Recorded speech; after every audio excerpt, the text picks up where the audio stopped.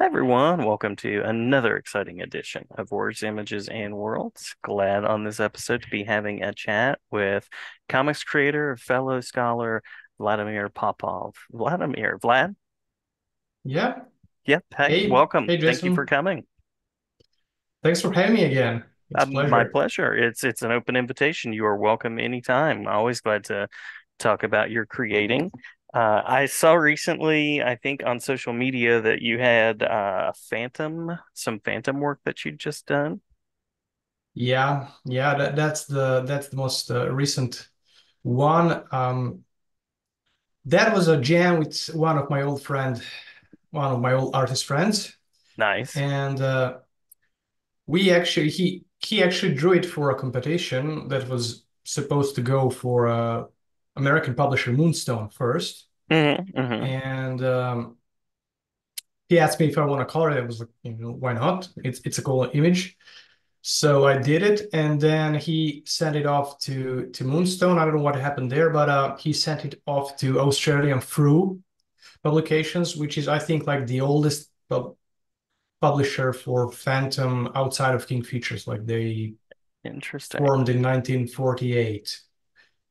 So they accepted it, and it's gonna come out now in August. So Cool, we cool. that was like a cool thing. Like it's Phantom, like So we would do it even for fun, for socials, if nothing Yeah, else. But it turned out great.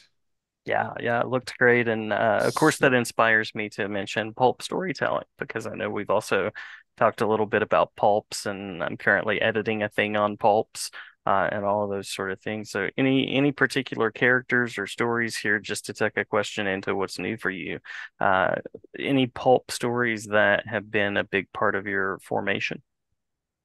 Uh, uh, as a creator, As a reader, as a creator, uh, as a mixture well, of both. the pulp comics of 40s. I read a few novels by Lester Dent Hmm. and Doc Hmm. Savage. I mean, the master of the god of pulp, and Yeah, studied his famous formula for writing pulp.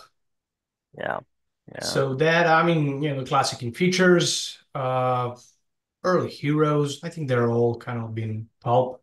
Eisner's Spirit is also nice pulp.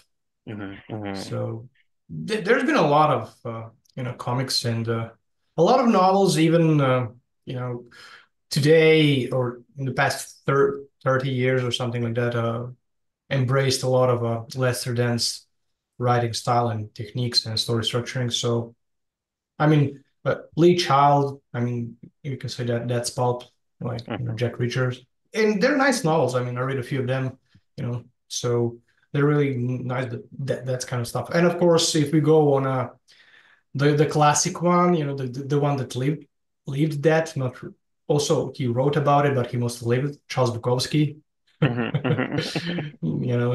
The ultimate pulp guy. Pretty much everything from him. Yeah, He's a bit raw, but true to his craft. So yeah, that's kind of like the pool. I mean the movies as well, but it's a wide range to pinpoint something like, oh, that was the one particular thing. So yeah, pretty much, yeah, those those art pieces. yeah, yeah. Well, I also know you to be a fellow academic. So, how's the journey going? How is the PhD treating you these days and all of those things? It's going great actually. It's much easier than when we last talked in early in February when I was like early in the book. Hmm. I passed page 100, so I passed half of it, and I have a clearer picture of how I'm doing the narration in the book, what I'm telling about, and how the chapters are being structured. I had an idea about it when I started, but until I made some progress, I wasn't really sure. So Hmm. now that I got back and did reflection, I had like 3.5 chapters, finishing the fourth chapter. And I have a clearer picture, and then you can go back and do revisions and add more stuff and polish a little. Yeah, So it's doing great, actually. It's doing yeah. great. it's a nice reflective methodology that I use basically to like make a reflection of comic industry and put some of my own thoughts in it and combine that with humanities and contemporary theories and everything. So Nice. yeah, Yeah. Now, I think it's going to be a nice read do you do a five chapter structure or is it four? for PhD. Mm-hmm. Uh, Actually, it's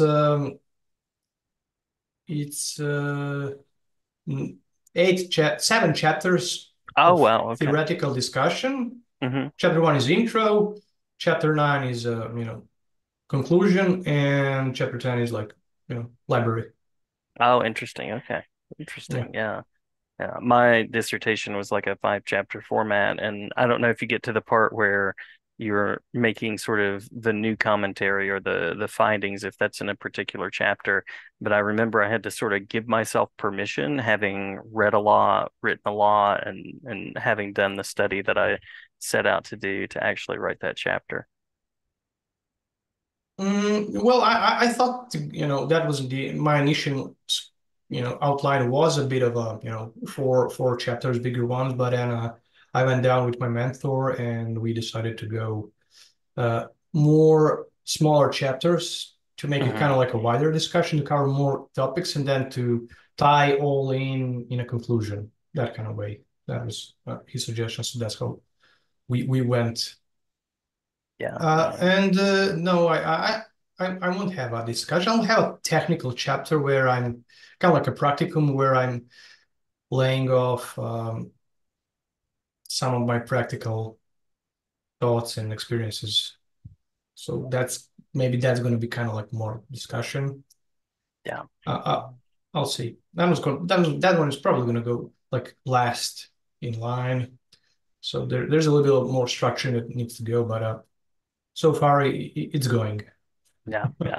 That going is good, and as they say, a good dissertation is the complete and finished dissertation. So that's Yes. wonderful. Every art piece that is finished is great. Yeah, yeah.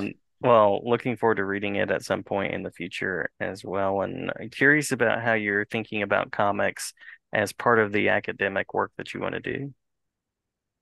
Well, I think I think there is a lot of room to do actually in academic work on comics now that we are like 130 years into this art form or cultural form or industry form or whatever we want to call it. There's like a lot of room because they're part of science, they're part of art, they're part of culture, they're part of industry Mhm, of you know you can use them as a touristic event, through comic cons and festivals, or if you go to Italy, for example, and buy Secret Venice with Hugo Pratt, the guy who drew and made Court Maltese, one of the most popular Italian comic books.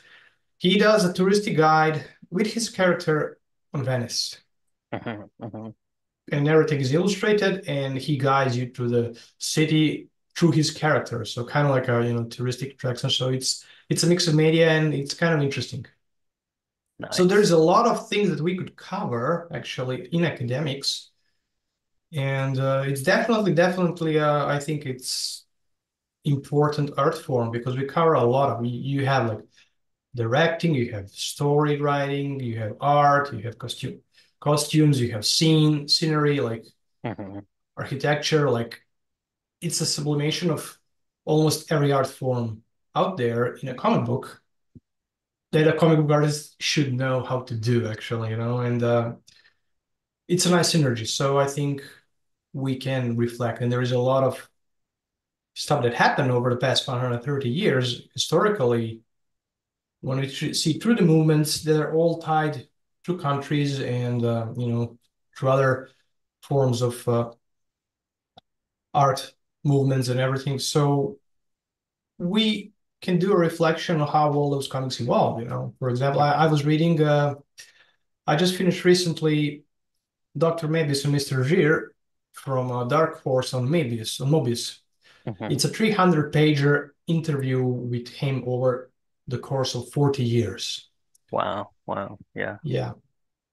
And there he talked about everything, his own personal stuff, the work and everything. And you can see through his interview how art styles were formed, how he formed his style, how his mentors formed their styles, and how it all goes back to, I don't know, like 1903 or 1904 or something like that. Hmm. Because Hmm. his main role model, Giget, who did westerns in France, his style was awfully familiar to a style of one of the artists who did, oh, I can't remember the name. What's the name of but it was an American artist from Hmm. the early century who did comics and comic strips and comedies about a family and the immigrants and stuff like that. Hmm. And Hmm. that was awfully similar to French westerns visually. So when you look at that, like development styles and everything, so there is a lot of cultural mixing. And then he met Miyazaki from Japan, Well, yeah. who had the sketchy style, that maybe influenced him to do it into Mobius style. So there's a lot of transcultural stuff. And I think that's a lot of things that can be covered in academics in all sorts of ways. And then there's adaptations to movies, to films, to whatnot. So yeah, Yeah. a lot Yeah. of, and it can be actually useful not just to the professionals, not just to the us as creators or editors or publishers, but to general audiences as well. Like they can learn something new about comics, maybe get interested into the art form, and they don't have to do like a driving or learning how to tell stories. They could just read comics and maybe do cosplay or something, expand the culture. So there's a lot of phenomena around comics that evolved outside of comics, Yeah. and I think that's worth covering in terms of academia.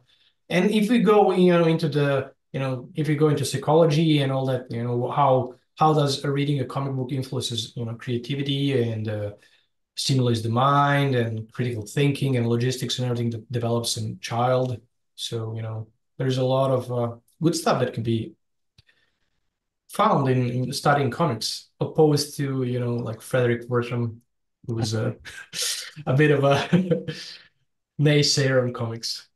Yeah. Yeah. So that's my Absolutely. that's my take on Yeah. academics in comics. Love it. Yeah, I think you're absolutely right. There's a lot to explore historically in terms of the style, psychologically, across media. And of course, I'm an education person, and so I'm always thinking about what connects readers. That's usually the first question that I ask on the show is what connected you with comics or whatever we're talking about or storytelling.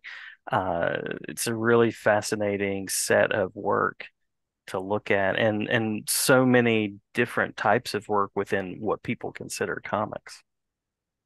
Yeah.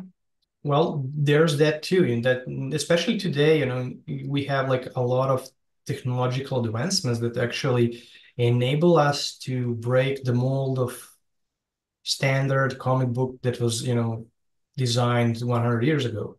Mm-hmm.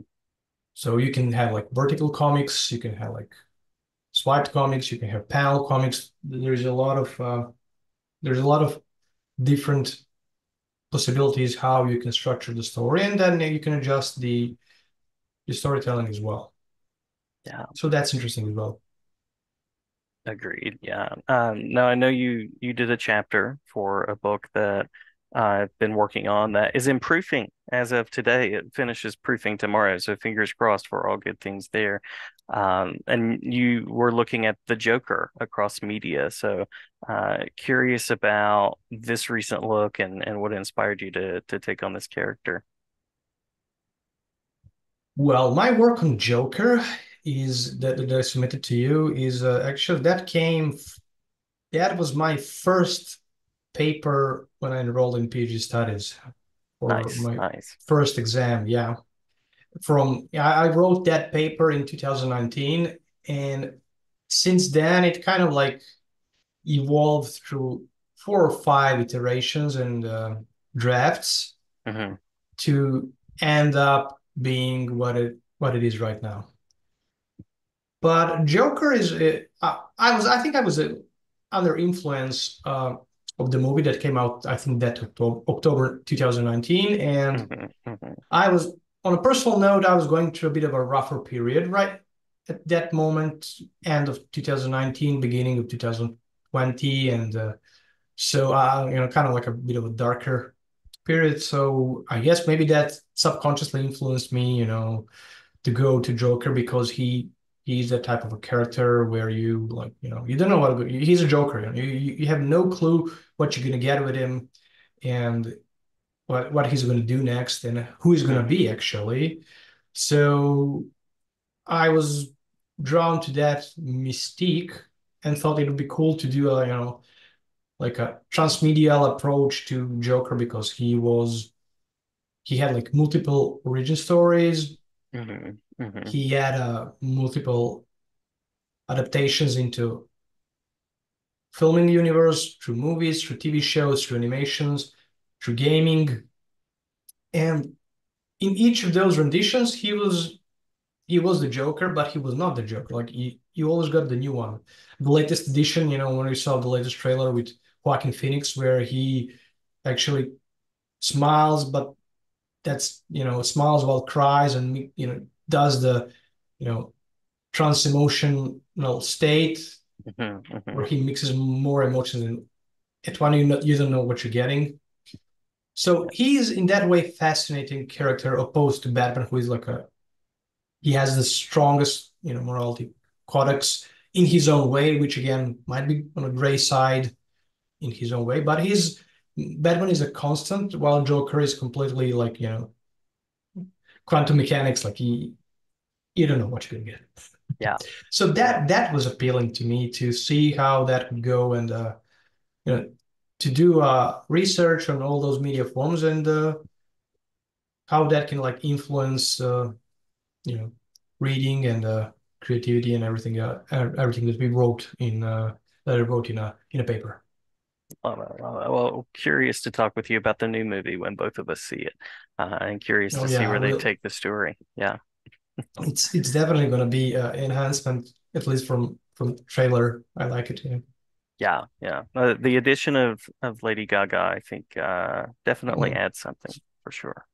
Yeah, that's also going to be interesting take. Like we had Lady Gaga as a new Harley Quinn, and then we had the old Margot Robbie who also nailed the role. Hmm. Hmm. So that's going to be interesting to see, especially if we have some sort of a crossover between multiverse Harley Yeah, Quinns. yeah. True, true. We have a different version of Harley Quinn that's coming out next month in Cape Crusader, the Amazon animated series, and Yeah. I'm hearing musical like jukebox musical for this version of the Joker. So I don't know that your chapter on the Joker is finished just yet. I think there's another iteration there somewhere. Yeah, might be. We'll see. Yeah. Yeah. It never stops, right? The conversation No, of no, no, no. analysis. Well, no, the story, yeah, as they say, the story never ends. It just has a comma. Yep, that's right. That's right. Um, well, by means of a final official question that's on the list, and then of course we can hit Okay. anything that we've missed or chat through anything more. Uh, next steps in creating, steps in the academic journey, and any place where folks can learn more about your work. Um, well, the next step is to finish my PhD. Hmm. Hmm. Hopefully, first draft by end of the year, and that's what I'm aiming. And besides that, I'm about to start writing my chapter on the pulp book that you're editing, The Spirit of Pulp, Yes, yes. which I plan to cover a little bit of Eisner and a little bit of pulp in general. Maybe Doc Savage, I'll see. The stuff that we talked a little bit more That would be earlier. fantastic. Yes, yes. So that's the work, and I'm still just on socials, but I do contemplate. I definitely need to build a website. I had one before a few years ago, but I definitely feel that I need a website as a kind of like an anchor point, Hmm. my own blog space where I can be just doing my own stuff, and then you can dissect that and republish it on socials. Sometimes I do feel like I'm posting too much on socials. It can be like a bit anxious. So, you can, jam a lot of stuff online for people, and then having your website and having your own corner space, you Hmm. can do that there, and then you can take bits and breaks and put it online and say you if you want to read more, you can go there. So I think I'm gonna do that, and to kind of like mix it everything up and make a nice multimedia presentation. So that's for the rest of the year, and to finish the projects I'm working on, of course, the the ones that I've hired. So those are important as well. Those Yes. are the ones that pay the bills for now. Yes, absolutely, absolutely. I'm still working to figure out how to get paid for writing in academia. It seems the authoring for some educational groups and some editing brings a little bit in, but it's an entirely interesting world of publishing. I know I've published a lot of things that go out there behind a paywall, and not that I have done it to be paid, but it's interesting that someone else is getting paid to read the things that you're creating, and then it doesn't trickle down. Yeah. So yeah, I'm sure that happens in all walks of publishing. Oh yeah. Oh yeah. Well, I was thinking about that. Like, I know a few huge publishers like Routledge, they offer some advances. Hmm. But I was Hmm. thinking about like outside of the box, maybe even like, if you would do an independent academic book, why not Kickstarter? I mean, why not crowdfunding? Yeah, yeah, I absolutely. mean, it's a totally legit uh, way of funding the academic book. Like, there's no difference between IGI Global and, Kickstarter, except, you might get paid for your work and have a physical release book, and people can actually be excited to read about it. Hmm. So, True. and you will get your audience right there. So I was thinking about that as well in the future. Maybe that would be interesting. I don't know if anybody did it. So Not that as long I'm as I know aware of first, at this point. Yeah, there we so go. Maybe we should do something. I'm for it. I'm absolutely for it. I've never kickstarted anything. I've supported Kickstarters, but I've never kickstarted, so that would be wonderful. There we go. Maybe we can plan something for the 2025 then. That sounds great. Sounds great. Yeah. So that there we go. Those are my thoughts on Always another project to work on too, right? Always another piece to write and explore, which I think part of that is fandom, and then part of that is just the love of writing and creating for me as well. Yeah, yeah, life is a project, as they say. Yeah, yeah. Research is a me search. That's what I've heard. Somebody said that somewhere.